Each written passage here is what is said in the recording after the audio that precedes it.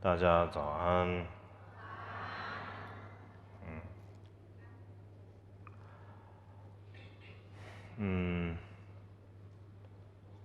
大家안달인데 안에 시르님 büyük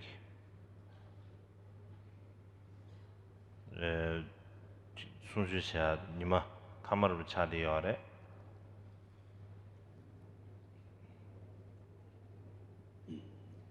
今天呢是我们心经课程的最后一天。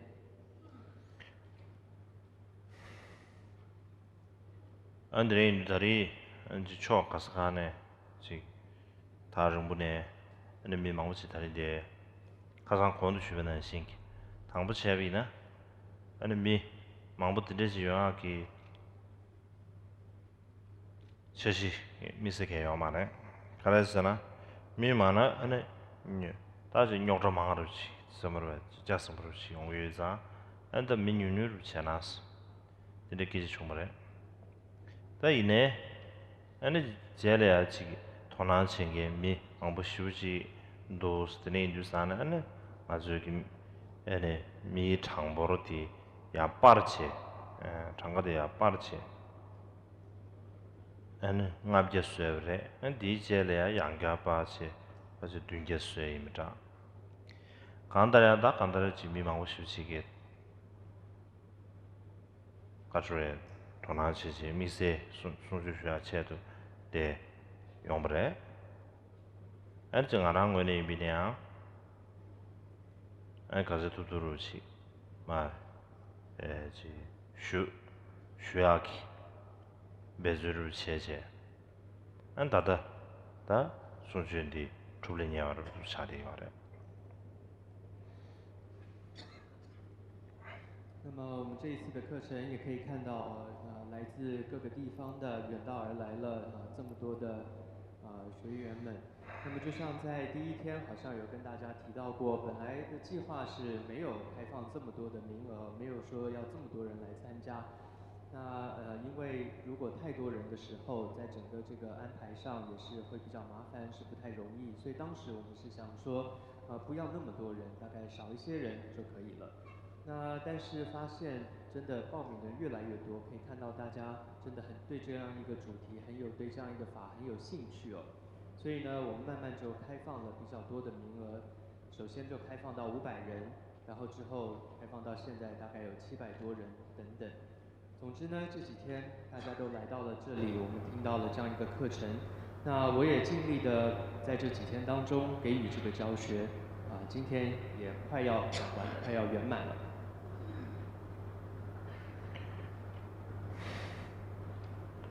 안드레디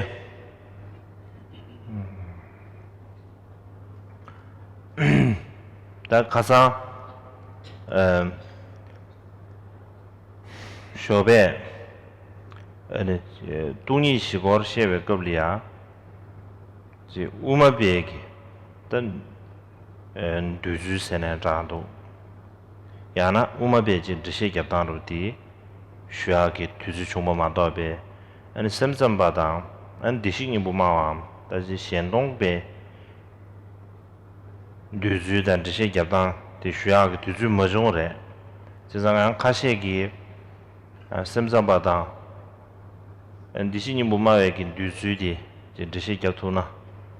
안 펜도 용사레사르 드시잉에르 용도 제상 안님 당보 지 디링기 죄셔디 무슨 공부수 권리야 가상기 돈이 시고라는 저 토네 엔 심선바당 디진님만 두주 노두 슈아이。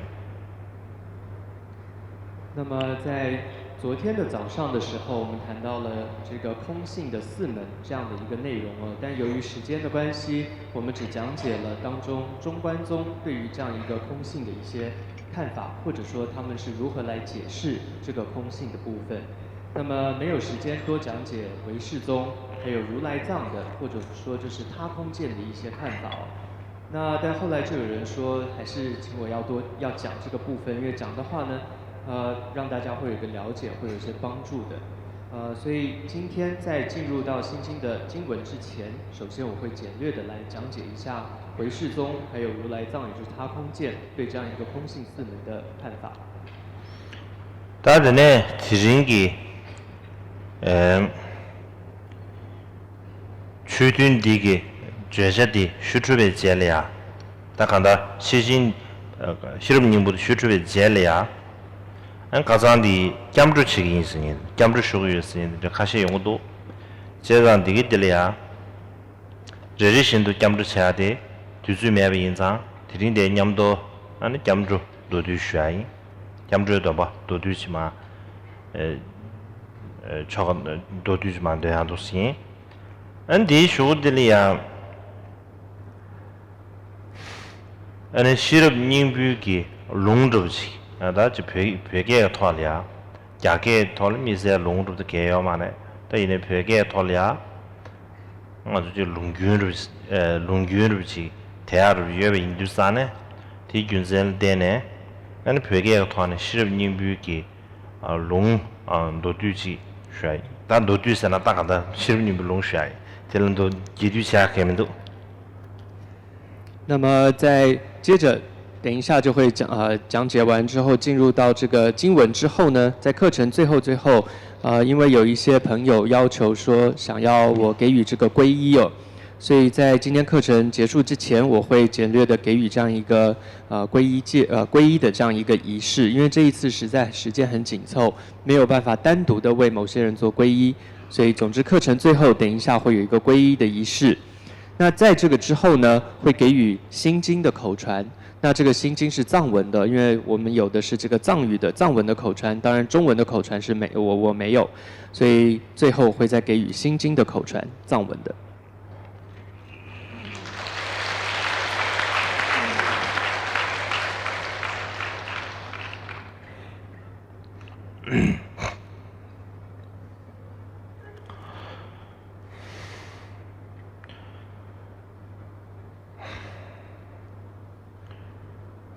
所以昨天我们讲到这个空性四门，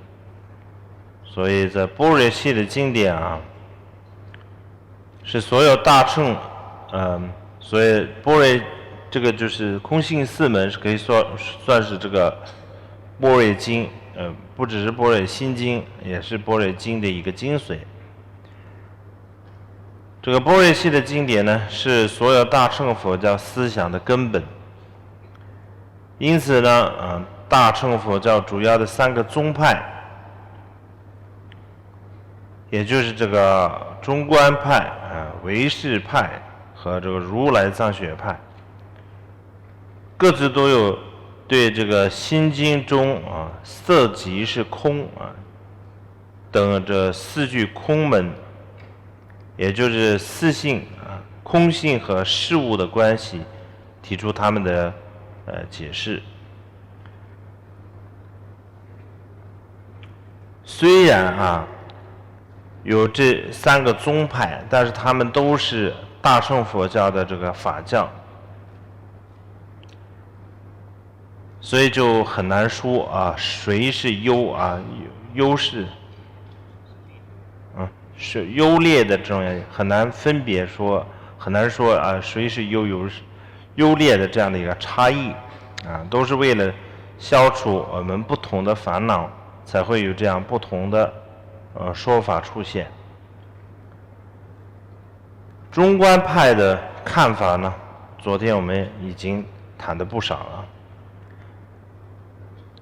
总而言之呢，这个中观派认为色即是空等等的这个四个句子是在解释所有的事物，它本质上都是不真实的，所以如梦如幻。这个就好像这个水中倒影的这个月亮一样，虽然显现出月亮但是确实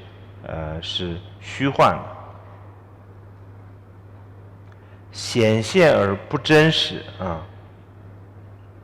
空性和事物是一体的这种两面，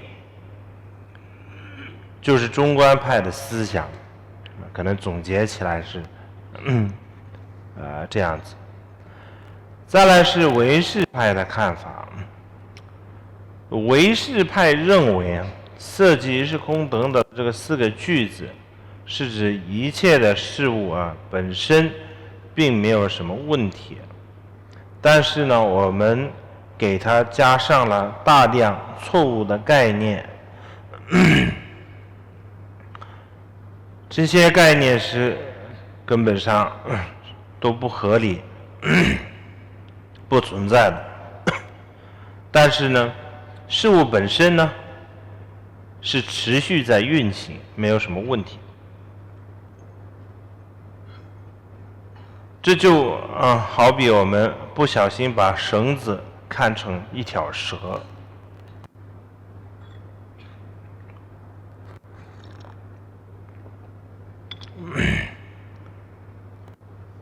看到的那个蛇根本就不存在，但是呢绳子仍然是绳子，就没有什么问题。唯识派的说法是在中观派之后提出的，因为许多的人呢听了这个中观的思想之后，误以为所有的事物都有空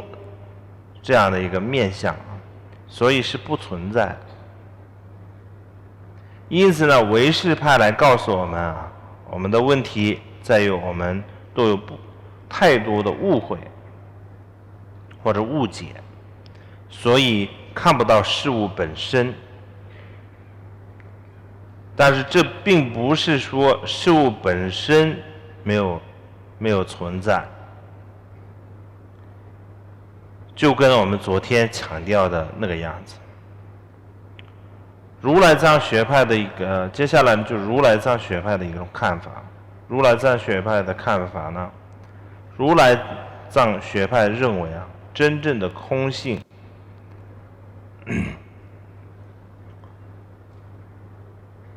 是佛的智慧跟那个智慧的对境，才是真正的空性或者真实存在的。但是我们完全不了解这样的对境，开始投射出了种种的幻想这些幻象根本上不存在，完全是幻觉。就好比有这个黄疸病的人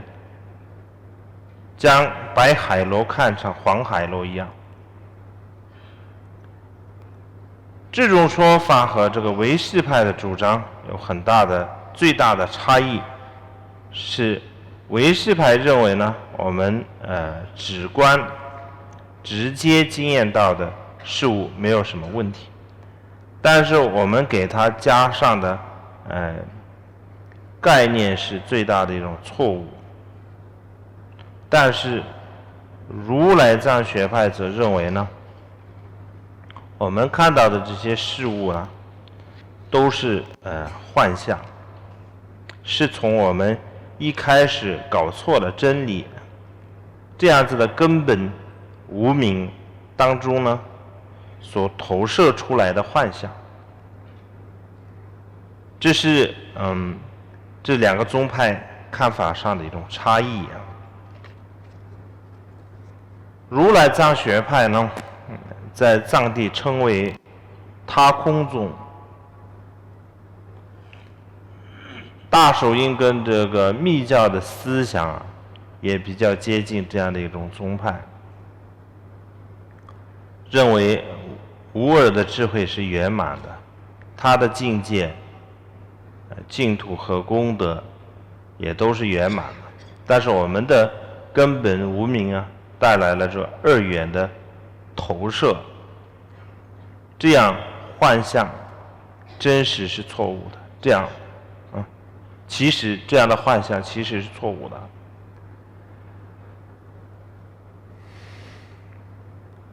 所以呢我们刚刚说过这些宗派的差别，只是为了就是消除不同众生的不同执着而存在的，所以就很难说谁是好谁是坏，谁是高谁是低，就很难说。所以要了解这一点是非常重要的我们就不要管谁是高谁是低，只要把他们的这个教义呢，就好好的就是学他们的教义，然后这样子来就是解决我们的困惑，这才是重点。不然的话，很多人呢就说中观是最好的，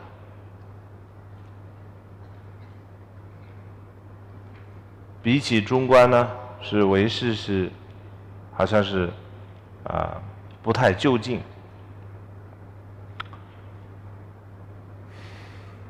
但是呢，中观好不好要看自己。如果把中观的思想贯彻到自己的心里就能够然后这样子有所启发有所改变的话，那中观是好的。如果没有什么改变的话呢，那些就是名气很大的那些法都没什么用，什么大手印大圆满什么那些通通没什么用。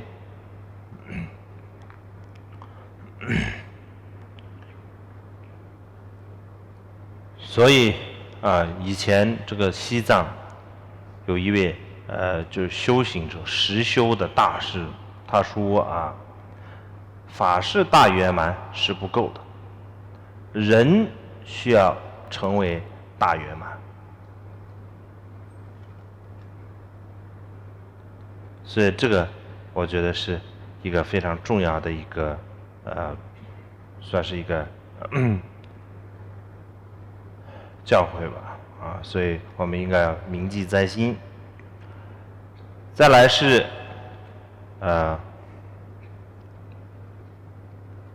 我们昨天没有讲完这个12缘起或者12因缘，所以今天来讲这个12因缘。这经文当中提到无无明亦无无明尽，乃至无老死亦无老死尽，无苦集灭道，无智无得亦无不得。所以昨天我们谈到这个一般的基础跟这个特别的基础。特别的基础指的是什么呢？就是12缘起、四谛、修行功德这3种。12缘起呢，可以分成这个顺12缘起和逆12缘起。顺12缘起是在解释我们在轮回中受苦、生老病死的整个起因和过程。在戒律的经典当中我们的这个说一切有部的戒律的经典当中，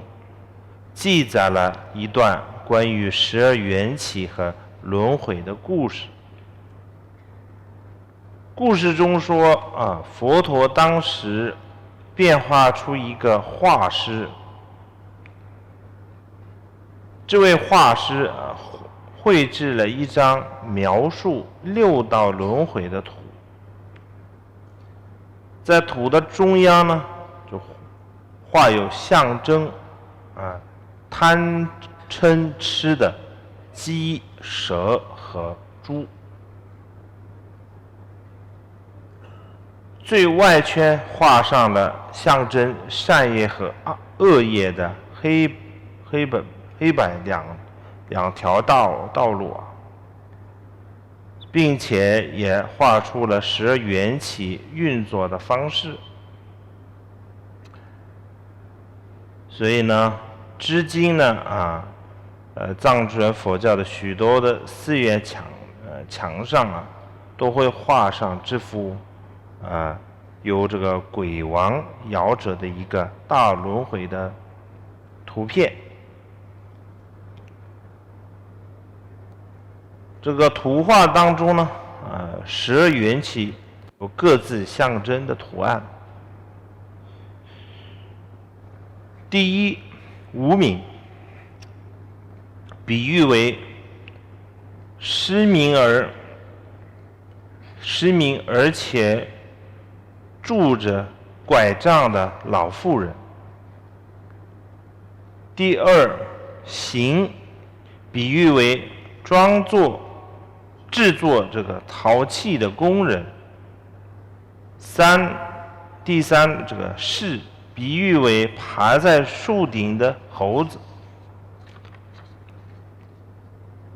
四，明色，比喻为一艘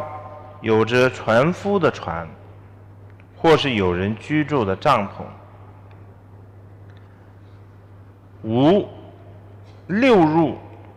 比喻为带有6个窗户的空屋子。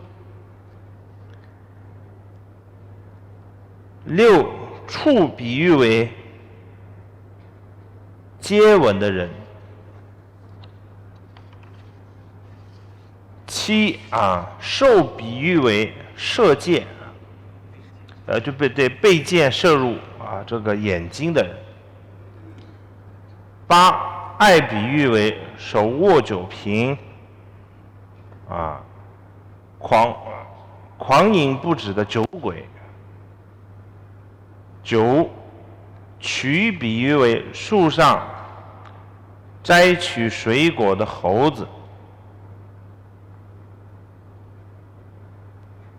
十，有，比喻为孕妇。12，生，比喻为正在分娩的这个妇女。12，老死，比喻为背负着死时的老人。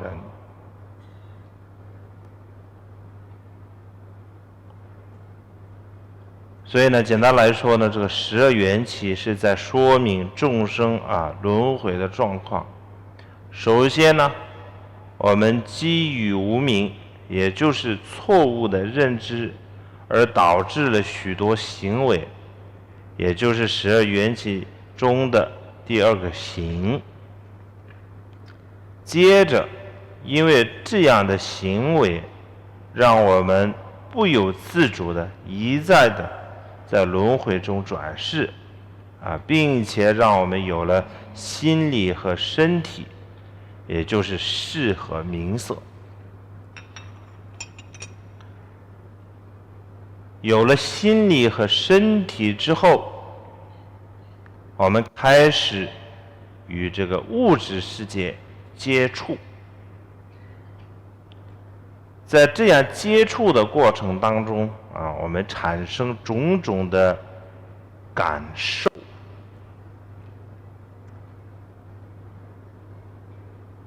进而升起种种的爱执，使得我们有了生老病死种种的痛苦。而这个逆12缘起，则是我们不希望再有生老病死的痛苦，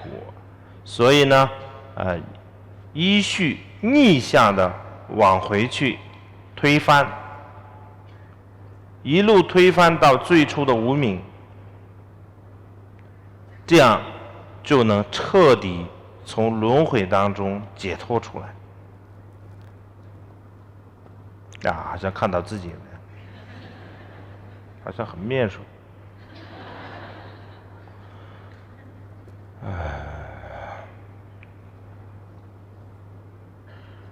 12缘起。再来是四谛。四谛是佛陀初转法轮第一次说法的时候主要的内容，也就是佛教的核心思想。所谓的四谛是指苦谛、集谛、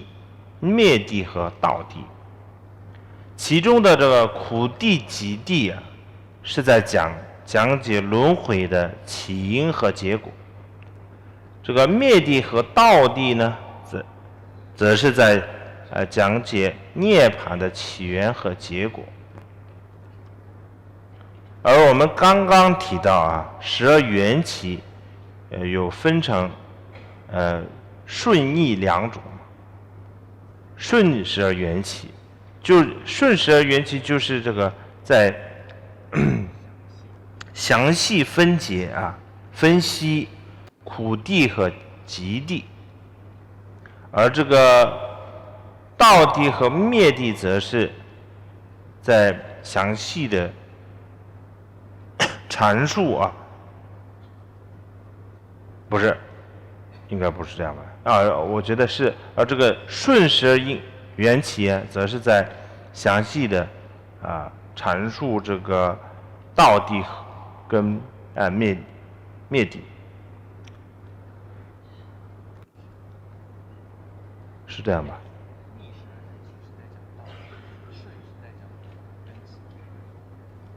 哎，顺在讲这个苦地和极地吗？道是这样的，是这样啊，没错啊。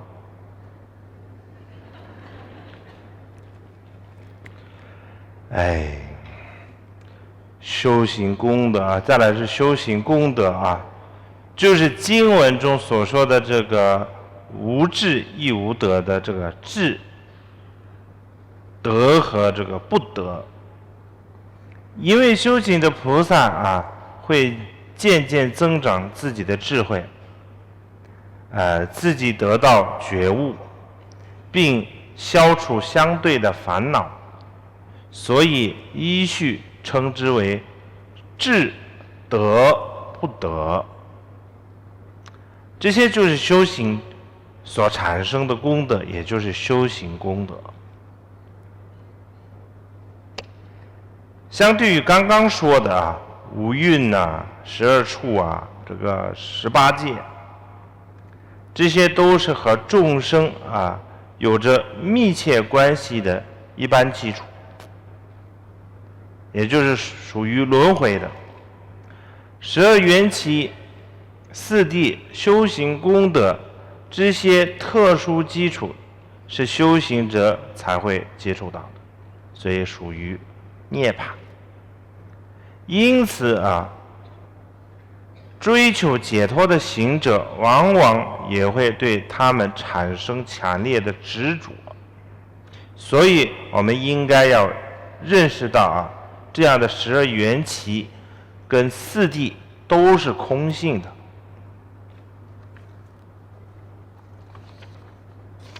意思就是说，不只是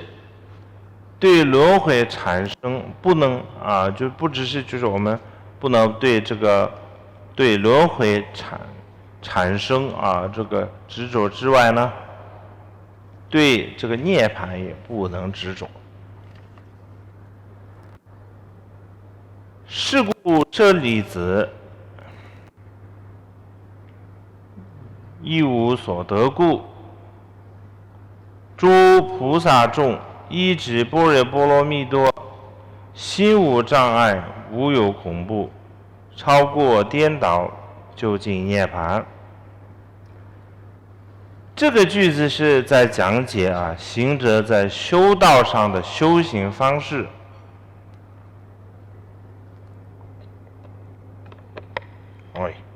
好，修行，就像我们早上说的就是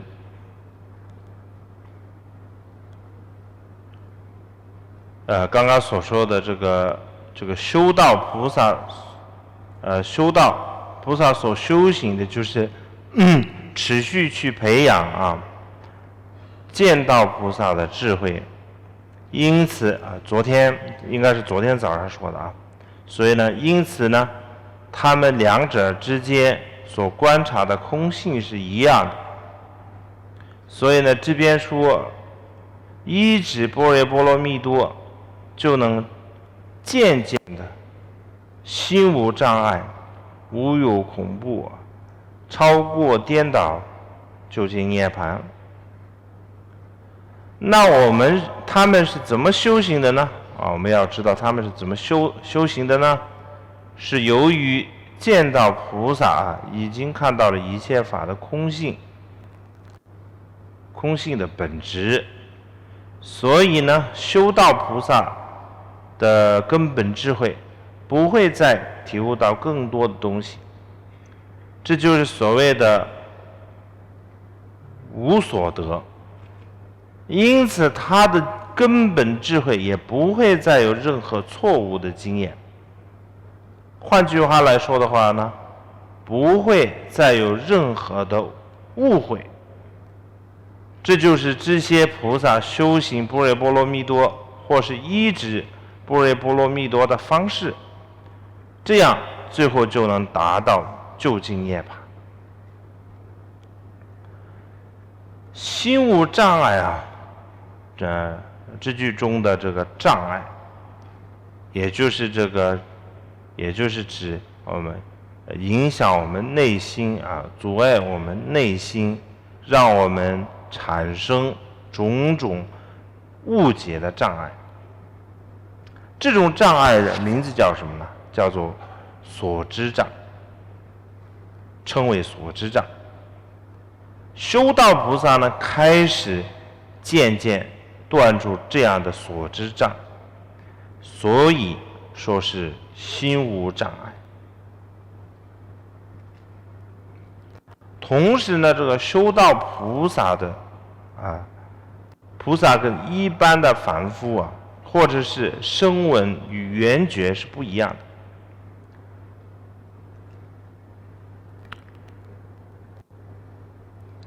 他们呢，就是他们能够理解并接受深深的空性，对这样的道理没有任何的恐怖，所以说无有恐怖，完全能够可以接受。声闻缘觉无法接受，也应该说很难接受吧。他们呢，自然也能连根拔除最细微的颠倒，所以说这个超过颠倒，而这个达到最终的究竟涅槃因为是颠倒，这个超越颠倒，所以就达到最近的涅槃。接下来是三世一切诸佛亦皆依般若波罗蜜多故证得无上正等菩提。这句话是在解释无学道，也就是佛国的境界，佛的境界或者佛的国位。龙树菩萨的弟子提婆菩萨曾经说过，能够到达轮回能够到达解脱的门只有一个，就是般若波罗蜜多，也就是他殊胜的所在。三世的一切诸佛，无论是过去或者现在未来的三世一切诸佛，都是经由这样的智慧而成就究竟的无上正等正觉也就是佛果。这边的般若波罗蜜多就是我们一再提到的这个体悟空性的智慧。一切诸佛都是透过这样的智慧而证悟无上正等菩提的，没有一尊佛例外没有一尊佛是没有修这个智慧这样的一个智慧而成佛的。所以呢，这边说三世，这个意思是指无论任何人在什么时间成佛都必须要依靠这种智慧。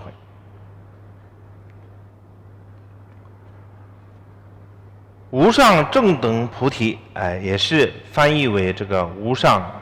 正等正觉。菩提就是觉悟的意思啊。觉悟这个词的这个就是翻译啊，非常的贴切。因为呢，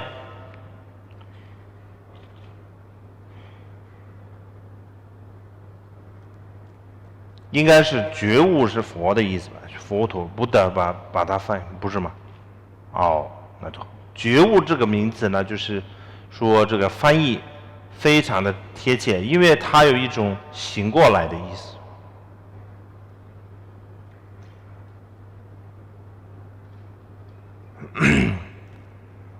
我们现在就像是在一场梦中啊，一场因为误解而产生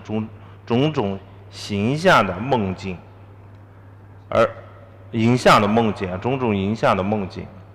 所以呢，而当我们成佛的时候呢，就是彻底的从这场梦中清醒过来。这是圆策大师的一种说法。所以这边说的这个正觉是指佛的觉悟啊。为什么要特别强调正觉呢？因为声闻啊、缘觉他们都能觉悟，但是只有佛陀具备正觉。这里的正这个字呢，它的意思是智慧圆满、通达空性的意思。由于呢这个觉悟是佛的觉悟啊，自然也就没有任何觉悟能够胜过它，所以称之为无上。意思是说，没有任何其他的结果目标可以比佛国更加殊胜的了，所以叫做无上。而正是指毫无颠倒，是指他不但知道事物的深真理啊、深妙真理啊，而且是广大遍在的知道所有事物的真理啊。这样的一个觉悟呢，是只有佛陀才具备的。所以在这个成就圆满菩提，也就是圆满觉悟之后呢，修行者也就证悟了法身真如的本质，通彻一切诸法的真理，所以称之为正等正觉。总之呢，这个佛的圆满的觉悟啊，这种最究竟最透彻一切事物真理的这个觉悟都是依靠般若波罗蜜多才能才能得到的所以呢，以下呢我们就是把对于这个顿根器的人呢，就是观音菩萨对这个顿根器的人所回答的这个内容。所以呢，我们这里想一想所以这边呢，就是我们刚刚谈到了这个悟道所以呢，很多人会觉得自己的这个修行程度已经到达了什么样，就到达了哪一种就是程度修行的这种水平到了什么样的程度，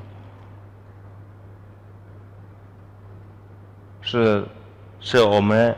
是不是已经在这个资粮道或者加行道或者见道或者修道？我觉得没有那么容易可能就是我们也不能想得太美，不可以想得太美，因为这个我们说这个入道初学者呢，就是一开始呢要学习闻思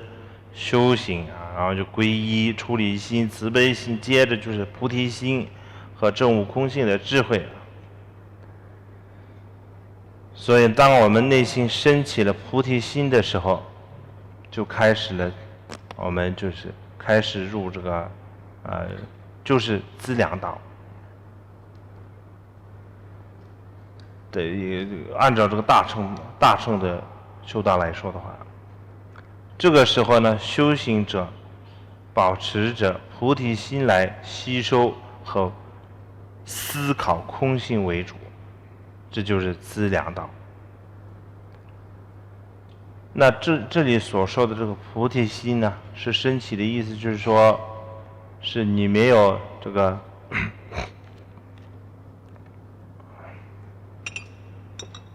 对不起，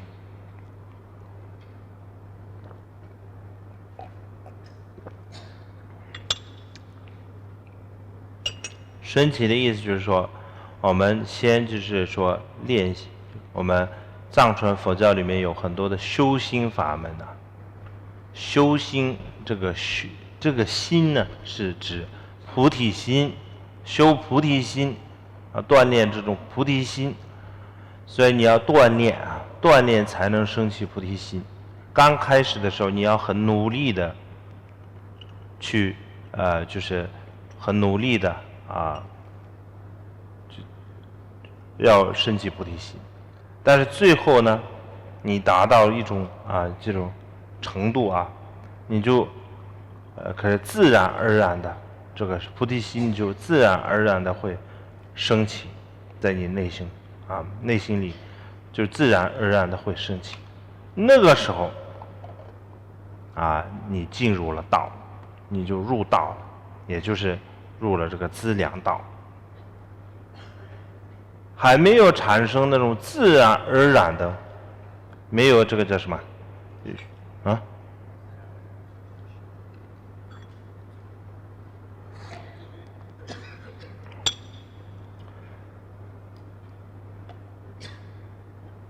没有产生这种自然而然的这种觉受就升起这个无造作的这样的一个菩提心之前呢，还不能算是入道而且昨天我们已经提到的，修菩提心不是一件容易的事情。如果菩提心是那么一件容易的事情，那就菩萨就不会成为勇者。说菩萨就是那个，就是所谓的这个佛教里面，我们说菩萨就是英雄。那为什么其他那些声闻缘觉不是英雄呢？因为他就有这样的一个勇气，别人没有的就是他有这一个非常大的这种勇气，很勇敢，很勇气。英雄就是很有勇气，很勇敢的，他可以牺牲自己有这种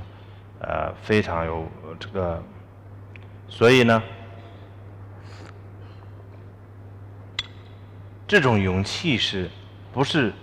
我们都有这样的一种勇气？也就是说，这种勇气呢，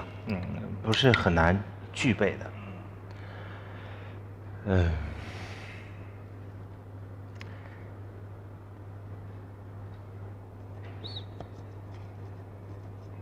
所以呢，我觉得大家可能要多这个菩提心呢，为了就升起菩提心呢，可能就要多加练习。我就昨天已经提到过这个需要就是是需要一个强大，就是就是要磨练自己练习自己的心，这样才能有可能可以升起一种这样的一个勇气跟勇敢。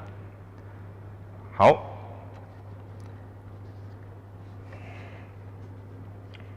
以上是这个观自在菩萨回答舍利子尊者第一个部分然后呢，也就是针对钝根器的听众们所宣说的答案。我们现在讲的这部心经被称为所有般若经的精髓，这有很多原因为什么称为般若经的精髓。从这个架构上来看的话呢，它的这个正宗分里面啊，先强调了大乘菩萨最重视的问题，也就是如何修行，如何修这个般若波罗蜜。就像我们昨天所说的，这是从修行的道上来提问的啊，就是前天跟昨天我们已经谈了很多，这个问题是从道上来提问。接着呢，观自在菩萨呢，先以这个四空门，也就是色即是空等等这4个句子，解释大乘的思想，也就是般若的思想。接着呢，再用这个甚深八义啊，来讲解如何去理解、修持这种空性，再将这样的一个空性思想呢，放大到五蕴、12处、18界、12缘起、4谛功德等等的一切事物上。最后呢，强调啊，所有一切佛陀都是透过这样的一个空性思想和智慧，才能成就佛国的。所以这样的一部经典呢，虽然很短啊，但是呢，却完整的贯穿了大乘佛教的根道果，更将这个菩萨修行的5道次第呢，连接的非常清楚，并且还有完整的序分啊、正宗分啊、流通分，所以真的是一部非常难得的一个经典。接下来呢，是讲解第2个部分，是针对那些立根器的听众所说的答案。经文里面说啊，舍利子，是故当知，般若波罗蜜多大密咒者，大密咒者是大明咒，是无上咒，是无等等咒，能除一切诸苦之咒，真实无倒，故知般若波罗蜜多是秘密咒。所以呢，这是对于这个立根器的听众所说的答案。这些这个立根器的听众们呢，光是听到这短短的咒语，就能理解整个般若智慧的根道果。接下来的这段经文就是我们刚刚所说的这个经文呢，接下来的这个经文呢是一段咒语啊。我们接下来会说这个咒语啊。一般来说的话呢，就是很多人都会把这个咒语呢归类为密教，把这个经文归类为显教。但是其实呢，所谓的这个秘密是指它的意涵过于深妙，是一般的人无法理解，所以才变成秘密的。咒语的这个梵文称为 mantra， man 的意思是man是意识的意思，而这个 da 是救护的意思由于一切诸佛都是经由般若波罗蜜多而成佛的，所以般若波罗蜜多咒也就是救护自心的意思。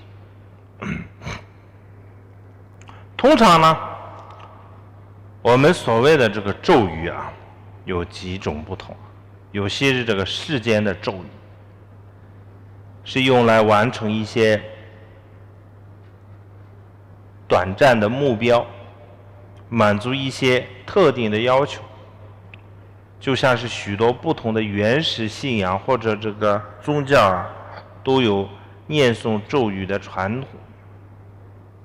他们呢用这个咒语来这个除病啊、消灾啊，或者是祈晴降雨等等。另外一种咒语呢，是所谓的这个我们这里讲的这个陀罗尼，也就是心药啊。陀罗尼的意思就是心药，总持的意思。这种咒语呢，也就是陀罗尼。那我们下面所说的这个咒语，也就是陀罗尼，一般都会放在整部经典的最后啊，当中这个凝聚了这部经典的精华、精髓，所以称为心要或是总持。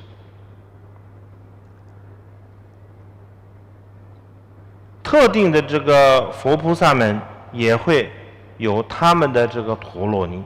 什么这个不动佛陀罗尼啊，药师佛陀罗尼啊，什么观音菩萨陀罗尼啊，很多很多陀罗尼啊，那样的咒语则是掌握啊，凝聚了这位佛菩萨的所有愿力啊、智慧和慈悲等等各种功德，所以也是总持。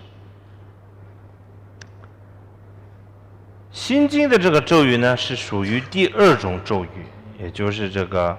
我们的这个陀罗尼咒语。当中呢，凝聚了整部心经的思想精髓，也就是为什么说啊，对于这个禅定力和智慧力强大的利根众生啊，仅只是宣说这样的一个咒语陀罗尼啊，就能让他们体会到整个般若修行的关键。这边的经文说到啊，说这个咒语是大明咒、无上咒、无等等咒，能除一切苦。这边的明就是般若智慧，这个智慧的对境啊，也就是空性，是广大遍于一切法的，所以这个智慧也是广大的啊，所以称为大明。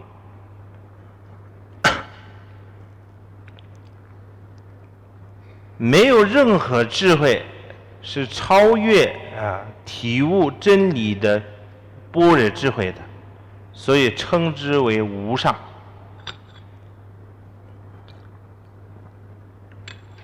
无比无等的法就是空性啊，而与它相等的唯有佛果，所以称为这个无等等。所以以上是咒语的这个特色啊，或者它的应该算是它的功德或者特色。那它的作用是什么呢？啊，这边谈到能除一切苦，就是说般若智慧能够消除我们暂时和就近的一切痛苦，并且是从根本上啊斩断这一切的痛苦，所以叫做能除一切苦。这样的一个咒语呢，所代表的空性智慧和这个真理是丝毫没有这个丝毫没有欺狂的，所以是真实无倒。所以呢，接下来是这个咒语啊，即说般若波罗蜜多咒曰：吉地吉地波罗吉地波罗僧吉地波地娑哈。但是有些人呢是，我觉得这里有一个重点啊，有些人认为只要念这个咒啊就很了不起。但是刚刚我们说这个咒语代表什么呢？是代表般若智慧。但是现在你心中没有般若智慧，光是念咒没有什么了不起的。当然有一些加持啊，如果把咒语一边念咒语一边把真的就是心中有些启发的话呢，那有帮助。但是只是口头上念咒语，唰，然后这样是没什么用的。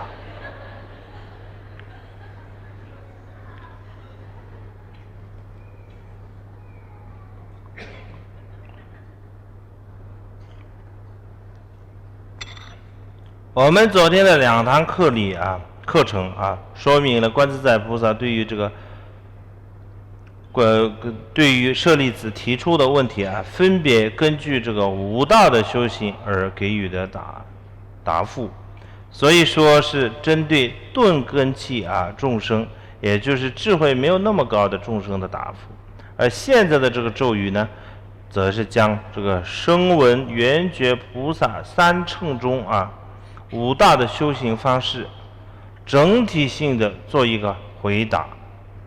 而这是属于对利根器众生的答复。这个咒语呢，如果依照范围来念的话，是嘎爹嘎爹巴拉嘎爹巴拉桑嘎爹摩地娑哈，是由这个6个词构成的一个咒语。这个古代的医师们呢，在这个翻译经典的时候，有一些文词是不会翻译的，会保留它的这个原因。比如上次我们提到的这个薄伽梵，是因为多故不翻，它的意义很多，就很难翻译。现在的这个咒语也是一样从这个字面上来看的话，嘎爹是前往的意思，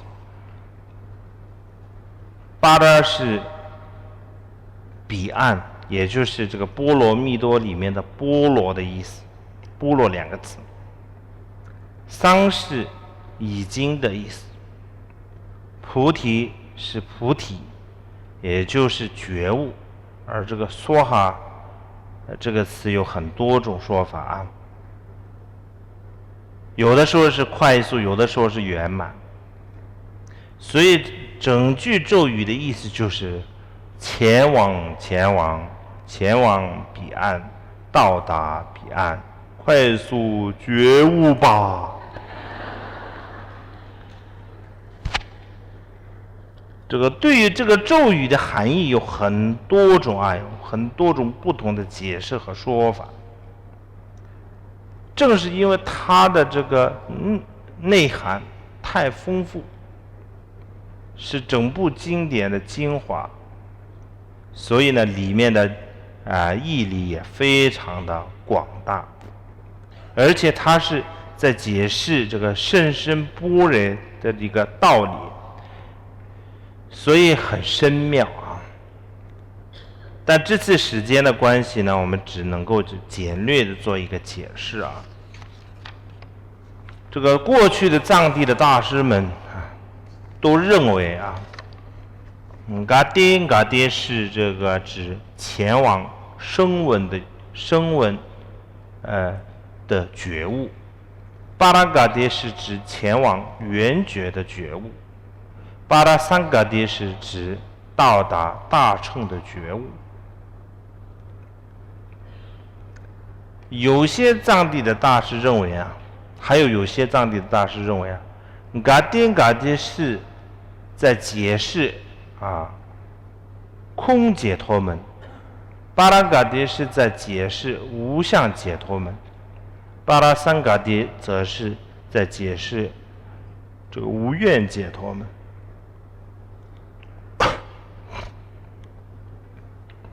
卓木敦巴大师，也就是我们噶当派的这个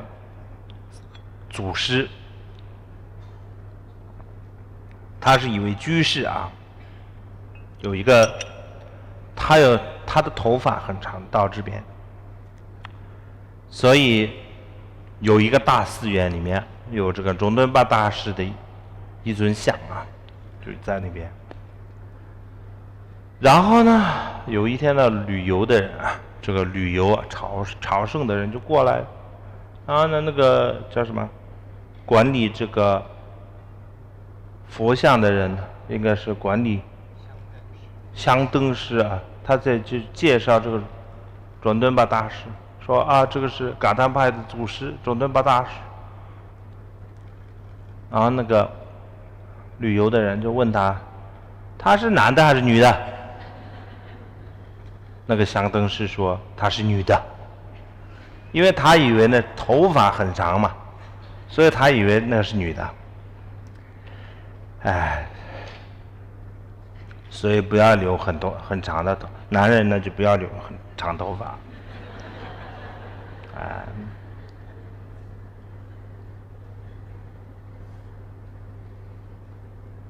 好，准敦巴大师认为呢，噶爹是在解释资粮道和加行道，巴拉噶爹是在解释见道，巴拉桑噶爹是解释修道，菩提梭哈是在解释无学道，也就是佛果。我们的这个原册啊和这个法藏，我们的这个华严宗的这个法藏认为啊，噶爹啊，代表着一种大乘精神，因为不止自己前往，而且是带领他人一起前往，所以说2次噶爹，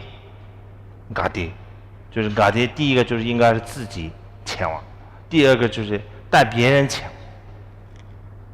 巴拉噶爹是解释我们所要前往的这个彼岸，有点像这个船夫啊，这个船啊，就如果自己一个人走来走去，没有办法赚钱，所以还是要带一些人过去，这样的话就会利益比较多一点嘛，所以就应该是这个意思。巴拉桑噶爹是直到彼岸，这样的彼岸是什么呢？就是菩提，也就是觉悟，而透过般若的修行，我们可以快速的到达，所以说梭哈。弘法大师是我们这个日本这个密教带到这个日本的这个一个始祖啊，日本密教的始祖。他认为呢，第一根噶爹是指声闻乘的这个修行，第二个噶爹是指圆觉的修行，巴拉噶爹是指大乘的修行，巴拉桑噶爹是指密教的修行，菩提梭哈是指这些修行能够圆满开悟。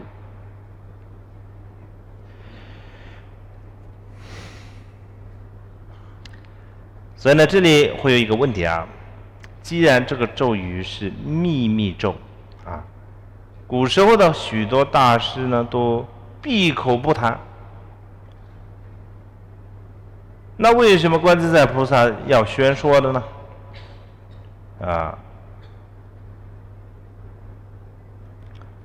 咒语是这样的一个秘密啊，但是又被宣说，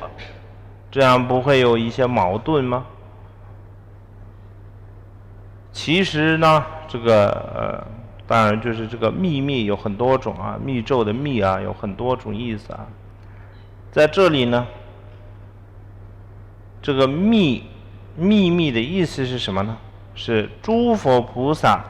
是没有要保密的这种想法啊。也就是说，显教和密教的差别是在人，而不是教理上。同样的义理啊，有些人听得懂，有些人听不懂。对这些听不懂的人来说的话呢，这句话的业力就变成了秘密，而不是说这个佛菩萨想要保密啊，不想对其他人说，不是这样子。佛菩萨呢就一直等待着要说法啊。有时候我觉得佛菩萨有点可怜呢，他就是在那边一直就等待啊，众生啊，这个要利益众生啊，说法什么的。但是呢，问题就是我们把这个大门关了，佛菩萨就没有办法进来，可怜的等在外面。所以很多时候我跟很多人说过这个，有时候很多人过来问我说啊，我的善知识，我的上师在哪里？应该是东南西北有一个地方吧，应该就要么呢，但是呢，很多人就苦恼说啊，找不到什么具德上师，找不到什么就是有缘的这个善知识，该怎么办呢？有点像是我要给他们他的地址。这个上师叫做这个名字啊，他的地址在这，电话号码是这个，赶紧打过去。如果这么容易的话，我就直接把阿弥陀佛的电话号码给他。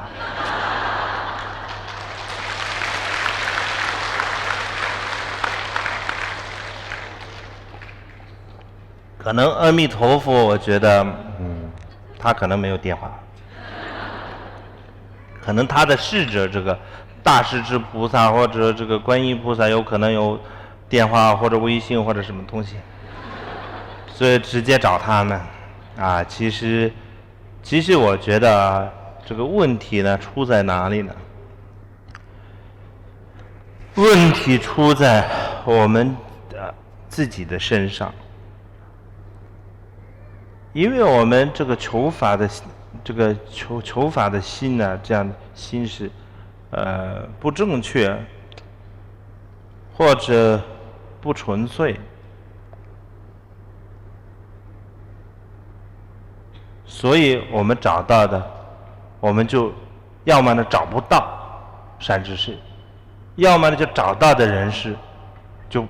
不行的那种就是那种不是具德的善知识。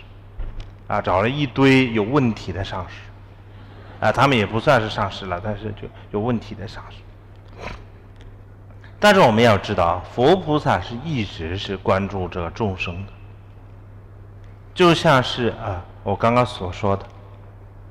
他们就在我们这个门外等待着我们。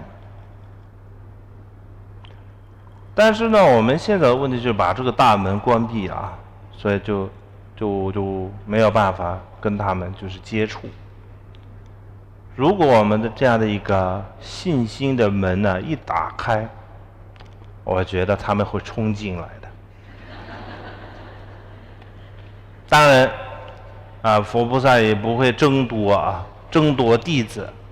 但是我觉得他们还是会冲进来的。所以呢，这个求法的心呢要正确，不能太复杂，也不能太奇怪。当然我现在可以说很多话，我觉得还是算了吧，算了。所以呢这句咒语也是这样，所以就是光是听到这个咒语呢，就是能够了解佛的含义的人，应该也是很少的很少的。所以就说它是秘密的，就是从它的这个义理很难被理解的方面来说的所以呢，我们的密教也是这样。密教不是说佛菩萨不愿意给众生所有的人不愿意给密教的法，但是他们不懂他们听不懂，他们不理解，所以就没办法。或者不只是他们不理解，他们可能会误会，所以就干脆是就不要传或者不要宣说。但是这个意思不是说佛菩萨要保密，或者佛菩萨要把这个有一个法，他留给自己，不要给众生啊，没有这样的道理啊。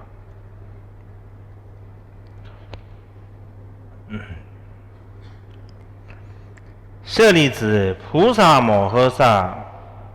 因如是修学甚深般若波罗蜜多啊，就昨天这样，所以呢，这里就是观自在菩萨的这个答案呢，终于这个做了一个就是叫什么结语啊，完整的将立根和断根众生的修行方式做了一个总结。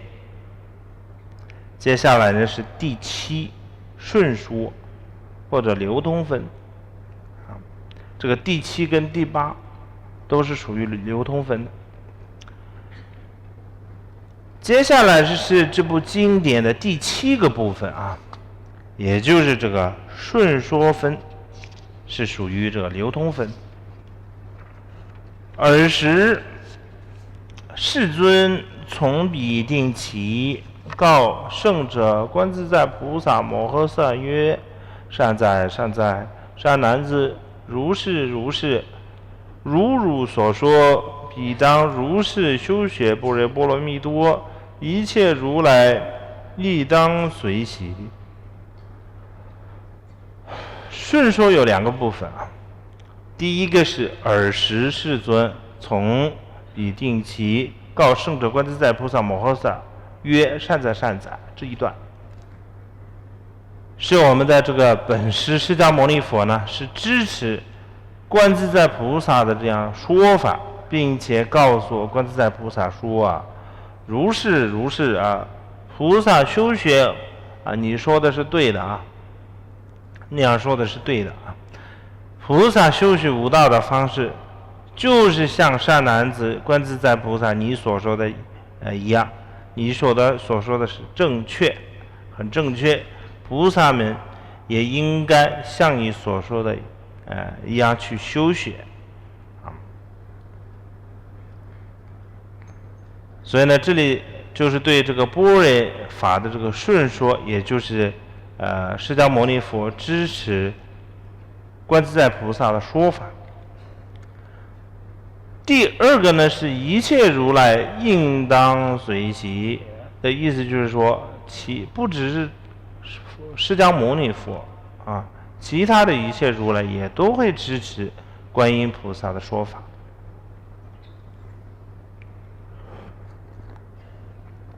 再来是第8随喜，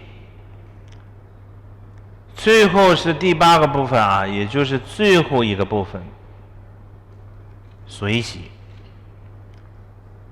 时薄伽梵说是语仪，具受舍利子，圣者观自在菩萨摩诃萨，一切世间人天阿修罗甘闼提婆等，这个甘闼这个应该是按照范围来念的话，就是甘闼是比较对的啊。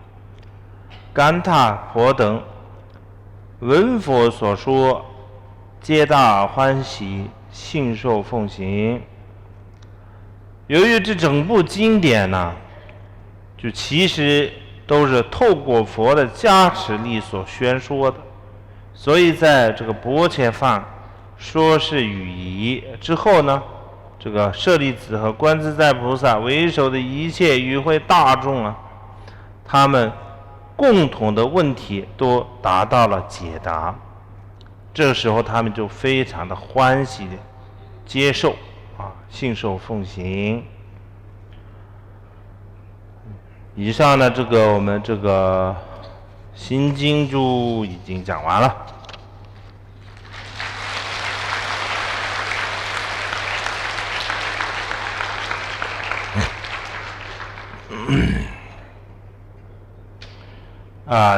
之前呢，虽然这个，其实我们本来想啊，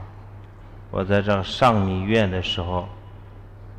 应该是早该准备，应该是在上密院的时候，应该要准备啊，这个这个课程才对。但是上密院的时候呢，我也好像是有很多事情要做，所以一直没有时间准备。所以呢，就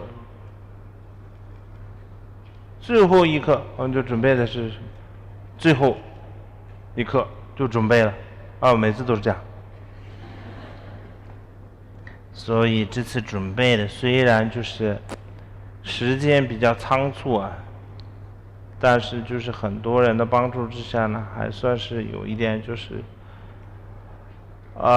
算是已经圆满了所以呢就在借这个机会呢，感谢所有那些帮助我的这些高手，这4大高手。现在不只是有4大高手，有多了一个高手，所以就5大高手。然后呢，当然我们今天晚上有一个我要说一些话所以那个时候就可以做一个就是说一些自己的一些感想或者自己的一些想法，到时候可以说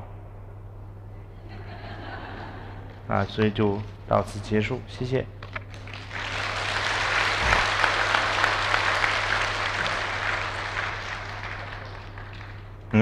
对，等一下，还没有结束。接下来呢是皈依，皈依三宝，不是皈依我，是皈依三宝。所以呢，这个皈依三宝呢，这个受这个皈依三宝，我就平常就会有一个，就是这个皈依跟皈依戒有一些这两个是有点不同的。那皈依戒的话呢，它是你是有一种怎么说跟这个誓言有对自己有一个誓言，所以皈依戒是有誓言的。因为有誓言，所以你要就是遵守一些戒条。如果只是皈依而已的话呢，那也可能就没有办法说什么所谓的这个戒条什么的。因为什么有戒条呢？是因为自己发了一个誓，然后这个誓呢要维持嘛，你要维持这样的一个自己的这种发愿或者发誓。为了维持这样的一个你的这个承诺，所以帮助你维持这样的一个承诺呢，你就应该就是远离一些逆缘所以或者你要接受一些顺缘，所以呢你才需要这个遵守戒条。但是呢有一些人心里没有准备好，然后呢一提到这个戒条的时候害怕了。但是你们要知道，是誓言是在誓言是先是誓言，再来是戒条不是先有戒条再有誓言，这就好像颠倒了。所以反正就先要想清楚吧，应该就这样子接下来就大家跟我一起念这个，我念的是比较简单的有点我是非常懒惰的人，所以就不会念那么很长的。通常我们就是很应该是说是很正宗的这样的一个这个皈依文是比较长的，所以很多时候呢，很多人会想要受皈依戒，所以我也没办法念那么长的一个皈依文。所以今天也是这样子如果能跪的话就最好了，不能跪的话那就没有办法。现在应该真的结束了，应该是真的结束了